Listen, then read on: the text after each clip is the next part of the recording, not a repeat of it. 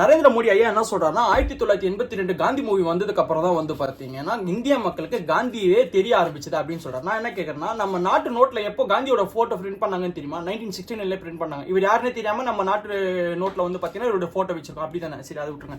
1930s பின் எப்படி வந்து பாத்தீங்கன்னா அமெரிக்கன் நியூஸ் பேப்பர்ல வந்து பாத்தீங்கன்னா காந்திஜியை பத்தி எழுதுறாங்க.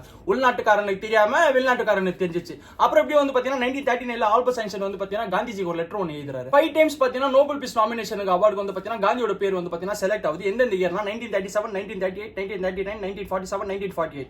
உப்பு சத்தியாகிரக போராட்டம் தெரியுமா மோடிஜி? படிச்சிருந்தா தானே தெரியும். நார்த் சைட்ல தான் படிப்பறிவு இல்ல, சோ அதனால தான் இப்படி இருக்கீங்க. சின்ன குழந்தைங்களுக்கு கூட தெரியும். நான் படிக்கும்போது சுதந்திரம் யாரால பெற்றது, மெயின் ரீசன் யாருன்னு கேட்டா படிச்ச சின்ன குழந்தைங்களுக்கு கூட தெரியும் காந்திஜியால தான் அப்படின்னு சொல்லி. நீங்களும் படிக்கல. சரி, இங்க படிச்ச சில சங்கிங்க இருக்கானுங்க, சரி அவனுங்களாவது தெரியும். டேய்